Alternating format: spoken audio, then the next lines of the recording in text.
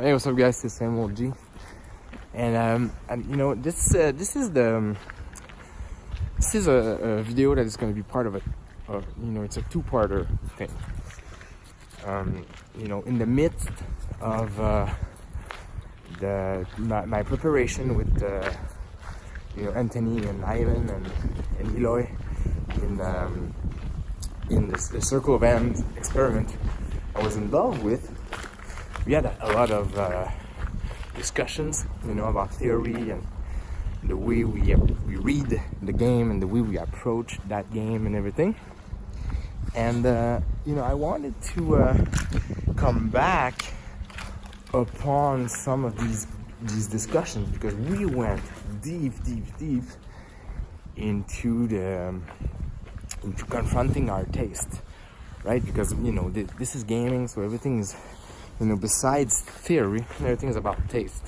So while we were trying to build a viable social contract, we ended up discussing these theory things. And so I kind of like, but not I, but we kind of like came up with this great distinction to understand ways to approach the hobby.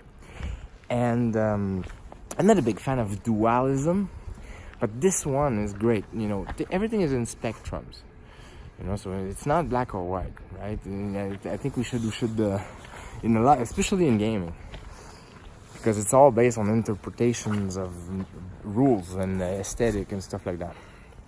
But, you know, we can separate stuff into the, you know, ways to play into two great categories that really helps understand, you know, the way you get into that thing, that experience of what role-playing games are.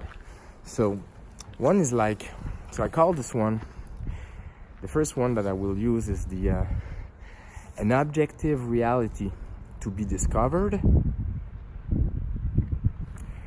And the second video is going to be after that is a narrated reality to be created. And so these two ways to approach the experience in this hobby creates huge distinctions in culture of play, techniques you use, kind of experience you want to get out of this hobby, and you know, what brings you into this hobby, right? So both of these are significant, both of these are relevant, but I just want to provide a description here of the distinctions, the way I understand them. And so this one is about the objective and reality to be discovered approach. So this one is module gaming, you know, so you have this objective reality that is written in the modules, in the maps they're in all the nuts and bolts of the writing of this already prepared story, right? And so this is the most extreme in this hobby we have. This is the most extreme version of that we have. So you buy a module. There's some classic ones out there. DCC RPG is based upon that approach a lot. You don't have to, but you know, it's really providing a lot of modules, and this culture of play is all about, like, you know, this module is level 1 to 3, and this one is level, I don't know, let's say 5 to 8, or, you know, 4 to 6 or something like that. And so you have on the module, you have the rating, and then you have like a sticker that you can take and then you put on your character sheet or something like that, where it's like, you know, I've been through that module. Have you survived this one? You know, and you know, this is why you create the funnel at the beginning, and you go with all these guys into it, and then, you know, you stumble upon trying to make your way out of these crazy maps and crazy environment and all that.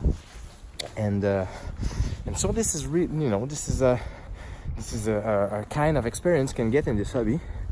and you're gonna have a lot of, you know, perception checks and a lot of, you know, observation skills and search skills used, and all kind of that, you know. And the structure is basically gonna be that the player wander around to, you know, discover and explore. But explore is not a good word, because it's both in the other approach as well, but it's more like a discover. You discover that objective world that is already there and you can trust it to be there. It's really almost like a materialistic approach to the hobby. So you know that, you know, you can trust the GM that if there is a secret room in this, if it's a secret door in this room, it's written in the module and all that. Now, and so when you search, you know, if the GM tells you, if you succeed and the GM tells you there's none, now you know. Now you know, so you're good. But if it doesn't tell you there's none, you don't know. Let's say you fail, for example, and then it tells you there's none, you don't know, right? And so this is the kind of structure you have there. It's like there's a reality there. So the player is going to wander around and they're going to ask questions to the GM, you know, to make sense of this reality around themselves. The GM's going to answer by, you know, providing them with, you know, roll this, roll that, to see how good you're going to achieve that. How good are you going to be noticing that? And the GM is, and so that's the relationship between the player and the GM there. And so what happens is that it's really cool for the player, because you know that the mechanic is there to provide the answers you need, and you also know what it means when you fail, and you know what it means when you succeed. And the GM is strong and confident because everything is in the module. Now you have another, like a version of that without modules.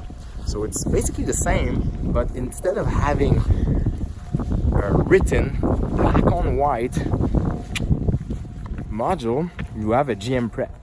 So you get your GM is plotting stuff, prepping stuff, creating his own map, own stuff, and then, but the GM, you know, now has more flexibility, right? So for example, you have like a creative player who come up with some questions and some wander around with searching skills and stuff, and you know, in this objective world to be discovered. And then what he does is that he's you know, he's creating something on, he's asking some stuff that the GM was not ready to in his prep, never thought about in his prep, right? And so what it creates is that this situation where a lot of, this is the place where GM fiat is really common in this hobby, is where this, when this like, oh shit, I didn't thought about that, I'm gonna wing it, right? So now there's this relationship here. I'm not saying that it's gonna happen all the time, fiat. That's not what I'm saying at all. I'm just portraying the structure. This is the common place where it might happen, where you have a GM who has a prep, cannot rely on a book to put the hammer down of justice or a hammer down of honesty. It's like, doesn't have a book there, doesn't have a module, classic, already written to fall back on. Now he's like, okay, I have my prep, didn't thought about that, what am I gonna do with it? And then, you know, good GM's gonna wing it and improvise stuff on the fly, and then utilizing rule to make it fit, you know, the experience, and be legit, and be just, and be impartial, and stuff like that. And then so you have this version where you, same relationship, you have this objective reality out there in the GM's head and prep in front of him, and then the players asking questions and then wander around, and then you know, utilizing these skills and stuff to make their way there. Okay, now you can have, so in this part you have a GM that has a prep. He might have draw the maps and stuff. He might, you know, some gyms are really crazy about that. This is part of the hobby. When I remember when I first started, and I was doing that kind of stuff, I was creating map, I was prepping for hours and hours, and so it's part of a certain kind of, it's an aspect of this hobby that is really fun. Back in the days they called that the lonely fun or something like that. So now You have another version which would be like, you know, the end of the spectrum, I would say. Keep it simple, but you know, it's this one is like the GM is there, no prep, but still the approach, the relationship between the world, the GM, and the player is that there is an objective reality to be discovered. All right, so now what goes around is like GM has no prep, so no maps, no nothing, everything is in his head, but the structure is the same. So the player goes around, ask him what they see, ask him if there is this and that in the room, asking about what's up, and then rolling the skills to search and perception and all that. And it's the same thing with knowledge, it's the same thing with everything. It's like, okay, so I'm not, so the idea here in this approach is basically that the players are not creating stuff about the world. And this is really important because this is why it's relevant, is that we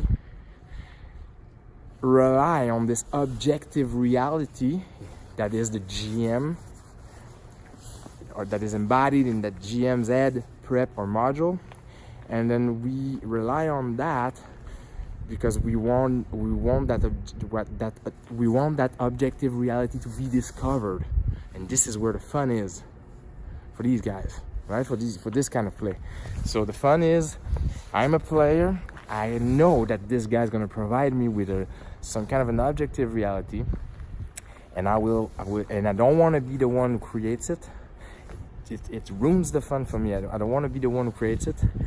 I don't want to know, you know, what's going on.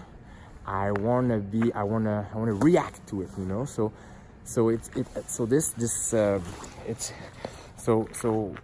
you know, this kind of play is really like it's really more about like you have a GM there that represents everything about this objective reality to be discovered, and then you have the players who are just, you know, engaging it. So the conversation is really like, okay, so do I see this? Is there this in the room? Do you think I can do that and this and that? And then you roll to see if you can. And so you have games that are so now one of the point I'd like to make that obviously you have games that are really suited for that, you know, like investigation game. I would say Call of Cthulhu, like that. I would put Gumshoe in that kind of style. I would you know, I would put you know, all the classic basic you know, traditional game more that can go in that style. But and then, you know, like games like DCC, you know, the OSR where there's map and stuff already there. But I would also argue that you don't have to play these games that I just mentioned. You don't necessarily have, except for the modular ones. You don't necessarily have to play that way. So you can change the perspective, you can change the style, you can change the way. And this is what the other video is going to be about. And this is where I'm saying it's like you have the games, and it's a spectrum. Module, more module, you know, mission-based game, or there's and it's important investigation game and stuff like that. There is an objective reality there to be discovered. All right, and then you have, on the other hand, you know, like really more narrative games where, you know, everybody's creating the stuff together as in a collaboration style, right? Like maybe we can put story games and really hardcore story games in that at the other end of the spectrum. So now, the idea of this objective reality thing can go. You have the games are rigid. They are there. If you look down to them and you read them in a really theoretical matter, you will be able to say, you know, some more than the other, but you're going to be able to say that this is best suited for an objective reality to be discovered, and this is best suited for this and that, right? Now you have a lot of games that are going to be in the middle. So just to summarize, you know, this approach is really the idea that the conversation is like the collaboration and the conversation and the narration and the description and the way you go around fun in this in this hobby, when you are part of this culture, or you prefer that approach, or you just use that approach. Doesn't matter if you like it or not, or if you just use it, it's that the players get their fun and get their relevance. What's relevant here is that they have something to discover, and the fundamental trust, at the base of the relationship and the discussion, is that there is something objective to be discovered, and this is how I'm going to use the skills the game provides. This is how I'm going to go around talking with the GM and the other player, and this is is the telos. What telos is? Telos is like the means to an end. It's the ends. So what is the end here is to find about that world, that objective reality out there. So yeah, so I hope this video is kind of clear. I'm going to shoot the second one already. The other one's going to be about the other style, the other way to go around this hobby, which I called a narrated reality to be created. All right, talk to you soon.